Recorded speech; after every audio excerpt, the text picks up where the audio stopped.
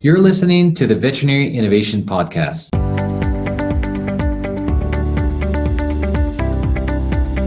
You're listening to the Veterinary Innovation Podcast. My name is Shawn Wilkie, and along with my awesome co-host, we interview the innovators in this space every week. Ivan, please go ahead and introduce today's guest. Hi, I'm Ivan Zach, and I'm happy to introduce you to Taylor Cavanah. He's the founder and CEO of PetDesk, started as an appointment booking and now multi-vertical, and we'll find out about all the features very soon. But it's I can't call it startup anymore. It's a well-established product on the veterinary market. He has a master's degree in physics from the University of Dallas, Texas, and I definitely want to find out what is he doing in the veterinary space. On the personal side of things, he's a hyper-futurist, loves science fiction, and loves entrepreneurship and new startups. Taylor, welcome to the show. Thank you for joining us. It's been a long time since I saw you in person. I know. Thank you for having me, y'all. I'm excited. Yeah, it's great to have you here. I got a question for you. Do you know Jack Frisco? I do not know Jack. Since you're a hyper-futurist, and check it out. I think you'll be quite impressed. He's a hyper-futurist as well. Has been doing stuff for a long time. Nice. So on PetDesk, just the latest, if you can give us what you've been up to, because there's so many angles. I'm sure that you have somewhere telemedicine in there. Everybody started doing that. But what other things PetDesk is doing since we talked 2 years ago or 3? As everybody else, we basically put everything else on hold and focused down on telemedicine and spun that out in about 2 weeks during the pandemic. And then it took another month or so to get it going. But actually our big focus now has been as Curbside has kind of taken over the world is focusing on Curbside and two-way messaging and how do we help make that experience one that is a little bit easier, although I think anybody who's talking to vet hospitals right now, it's a pretty rough world for them. As we look into next year, I'm thinking Curbside's probably not going away, even if the virus goes away. We're still going to see consumers liking telemedicine, liking the not having to go all the way in, and we're definitely going to see veterinary hospitals who like having some of the pet owners out in the car and a somewhat calmer space inside the hospital. So we're really going to be focusing on Curbside for a while now. That's super interesting. Actually, we talked a lot about the changes in the vet clinics, and it sounds like we're getting into the era of drive-through veterinary services. And so, what are those specifics that clients like, and do veterinarians like it, or they do it because this is pandemic and they kind of adapt to it, or you're saying it's going to stay? So, what are the parts that clients and veterinarians like, and what do you think will stay? I think clients, a lot of consumers now are used to packages showing up at their door. They're not going to Target. Now in the pandemic, like maybe they go to Target, but somebody brings out all the stuff to them, right? They get their food delivered. They don't go grocery shopping anymore. And then so when you look in the veterinary space, I think there's clients who don't like it and they want to be there with their dog, and we see that, them complaining about not being able to be there in the room. But I think you have a lot of clients who like sitting in their car, and you're not sitting in a waiting room around other people with other animals, especially if you're a cat owner, or if you have a dog that doesn't get along as well with other dogs. You're now not sitting next to all these other dogs and the tension there. I think on the veterinary hospital side, they were forced into this, and there's certainly things they don't like about it, but I think it's some of those same things that they do like about it. Like you don't have all of the pets in one space, right? You don't need to worry about corralling all of that craziness at the same time that you're taking care of everything else, which is still, as we all know, like the workflows in vet hospitals are still difficult and stressful, right? And so this just takes a little bit of that stress out of the equation. And so I think there's going to be some hybrid. I don't know what it is, but there's going to be some hybrid as we move forward. So how do you guys help to adopt to that? Like, what do you do as a PetDesk to sort of assist the Curbside and all of these things? What's new aside from telemedicine? Yeah, so a lot of it's not new. It's actually just us being used a lot more, right? And so, now if you're doing Curbside and you're not using two-way messaging or something like that, you're looking at 5 to 9 calls on average per Curbside appointment. So if you have a 3-doctor practice and you've got, 6, 7 people out in the parking lot, right? Plus all of the people who are calling to schedule appointments or to follow-ups or get their drugs or whatever it is, you have that call volume. You have the call volume of you're actually doing medicine kind of over the phone, right? And this has always been our bread and butter, is lowering call volume, because now you have appointment requests coming in through the app or through your website. And then two-way messaging has been the huge. So we've got 2,400 clinics. We had 300 to 400 clinics who was using two-way messaging before the pandemic. I think we're now at 900 or so Oh, wow. that have it. Wow. That's cool. Yeah, we gave it away for free for 2 or 3 months during the pandemic. And that is a huge change for the hospitals that adopt it and really use it for curbside, because now you're just sending asynchronous texts back and forth, right? Instead of tying up phone lines. And I mean, I've personally gone to a couple hospitals that aren't PetDesk hospitals during the pandemic, and I'm sitting in the parking lot, I call, nobody answers, I call again, right? All of a sudden I'm late for my appointment, but it's just because I can't get through. I actually went to one of the PetDesk hospitals who has two-way messaging but wasn't using two-way messaging for a curbside. And I think like this is a big thing with innovation, is like you can innovate in the technology all you want, but if you can't figure out how to get your end customer to actually use the innovation, it kind of doesn't matter, right? And so this is, I think, most of our focus. We obviously we have a lot of engineers. We're like building stuff. We're thinking about the future, but like most of our focus is in customer success and the implementation team, the customer success managers, and how do we get the practices to adopt this technology and use it to help themselves, right? Because right now they're drowning and they're like, I don't even have time to think about this new thing. But it's this chicken and the egg, right? Like, well, you're never going to have time if you don't do this new thing. So Yeah, no, exactly. So inside of the pet desk, and I'm a little dummy because I haven't used your app. So if you can walk me through the experience when the two-way happening, and maybe I'll ask a provocative question to you. How is that different from me texting the clinic if they have a cell phone? Like, what is the experience, one to many, and how these 6 people are texting into what? Are they texting into computer and reception can text back and forth, or how does that work? Just walk me through it. Yeah. So the staff, they have it up in our dashboard, right? And so they can manage all of it, and they have the person's name. And there are some clinics that have a cell phone, but then they just have like a list of numbers, right? Because they don't spend the time to then put everybody's name in, right? Oh, yeah. They don't have like all the pets in their cell phone either, and they don't write all of these notes back to the practice management system like we do, right? And that's Oh, super cool. important now. Like you got to get that back into the medical record, and it's just it's a central place that anybody can do. So you could literally be at home, open up the dashboard, and do this two-way messaging, right? Versus this like one cell phone that gets kind of passed around between people. Oh, that's true. Yeah. So the employees can stay at home without even being in the hospital, and that's what's Yeah, happening. they don't do that. I don't think anybody has really figured out how to be that good with technology yet, right?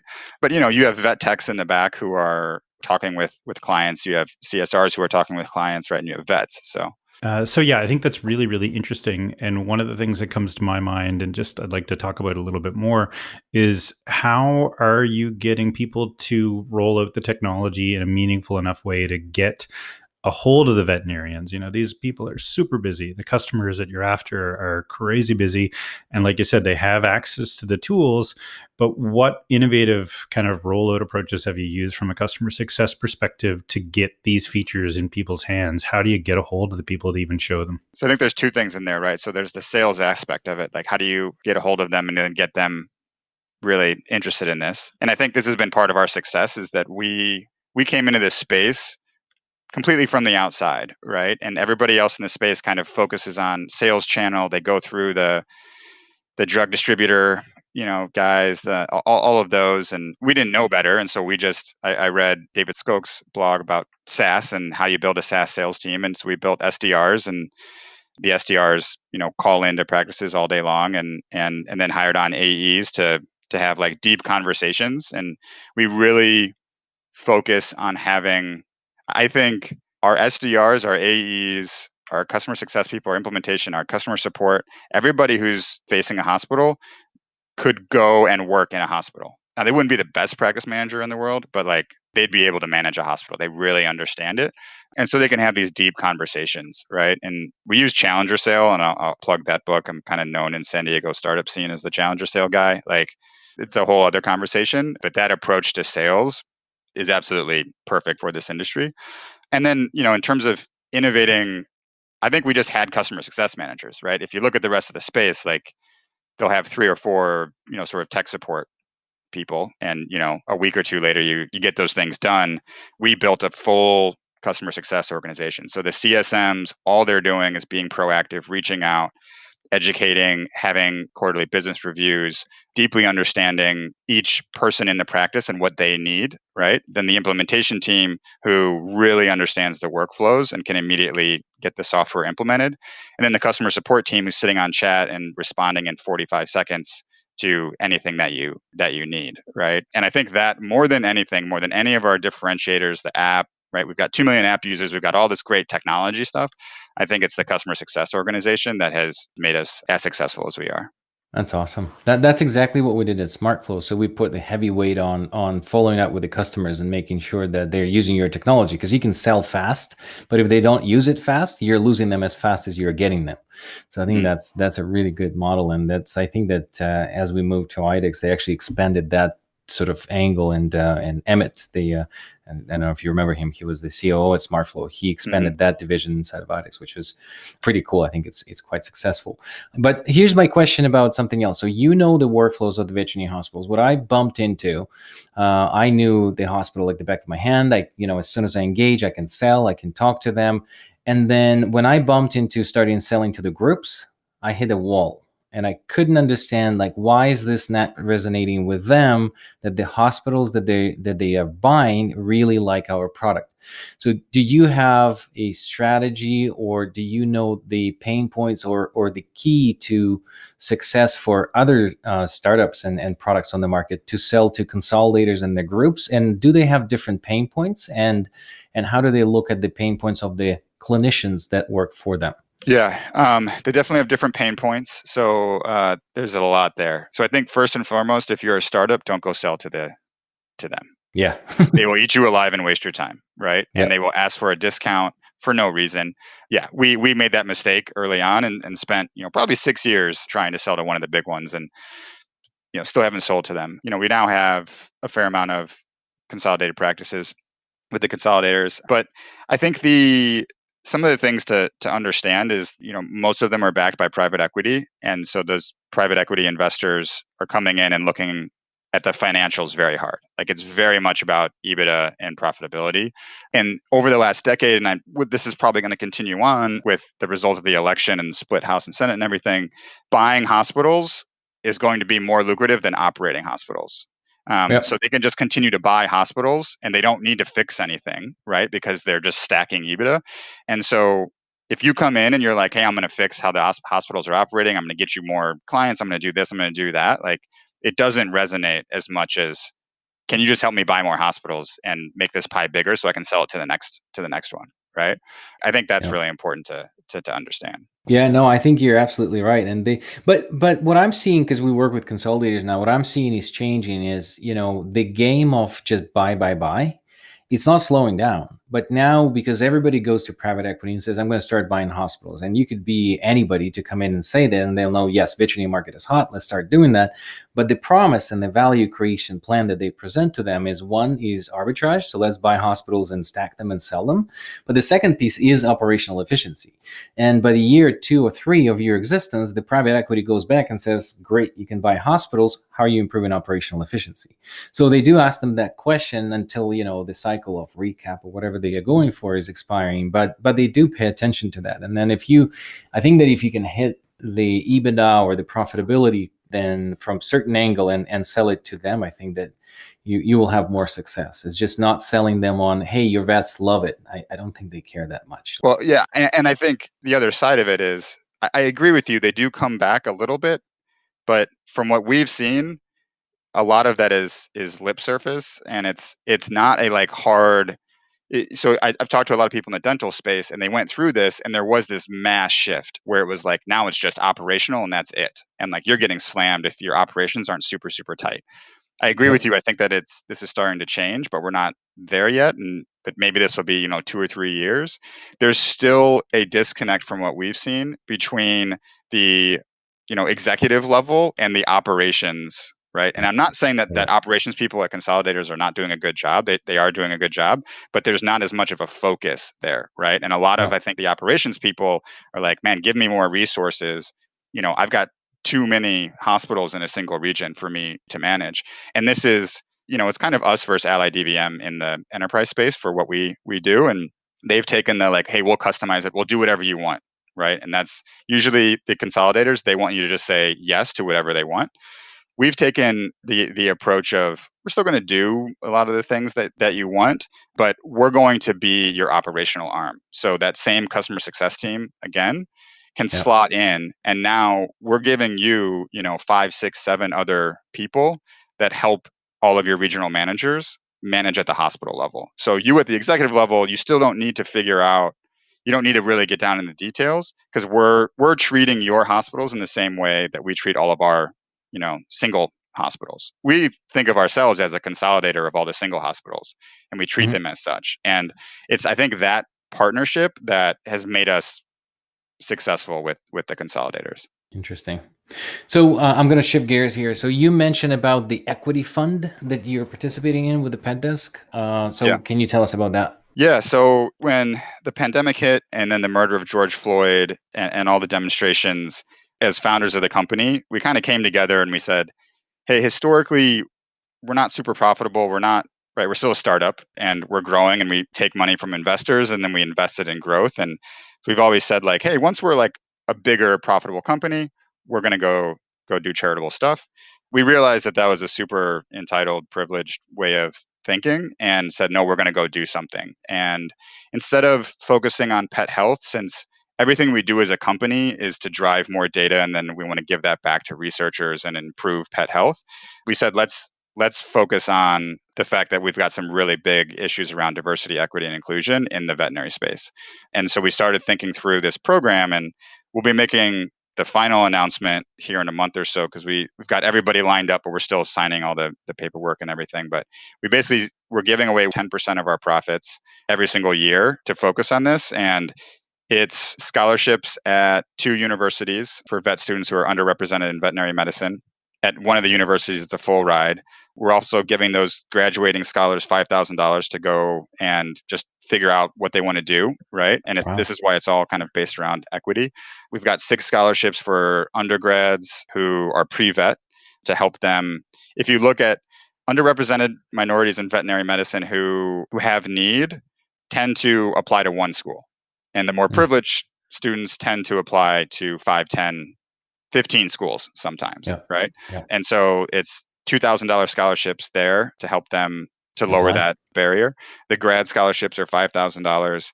And then as they get out in the world, and if they want to go start their own business, we'll give them a $20,000, like no hassle grant to start their own business. We want to grow that 20,000 to 100,000 down the road. And our mission is to incubate this idea at these 2 universities, but I'm connecting with other universities and then get other companies to come alongside us and build this program into every single university in the country. Wow, that's really admirable and really exciting. I mean, it's interesting, to see someone like yourself do something to take on such a big problem. Even if we solve a small piece of it, it's moving it forward. So that's awesome.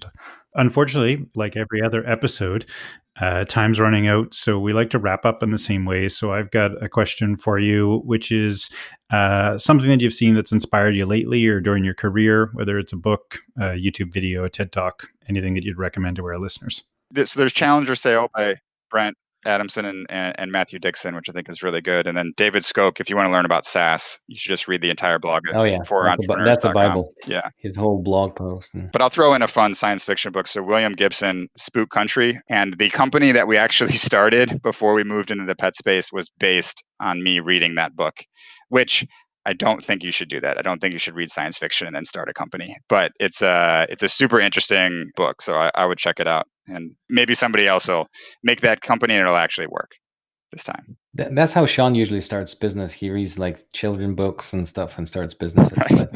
And the second question that we ask, do you know anybody in the industry that you think would be interesting to invite to this podcast? Yeah. So, I think Neil Shaw could be very interesting. So Neil Shaw and his brother sold Blue Pearl to Mars, right? He's a veterinarian. They built that. But Neil started Signal Pet and has a very interesting mind on technology and vet and all of that. And he's probably got 5 or 8 more companies that he'll build after Signal Pet. But yeah, he's one of the innovators that just really interesting mind.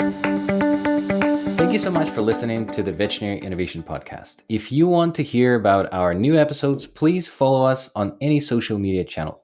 Also, you can check out our website at veterinarynnovationpodcast.com. See you next week.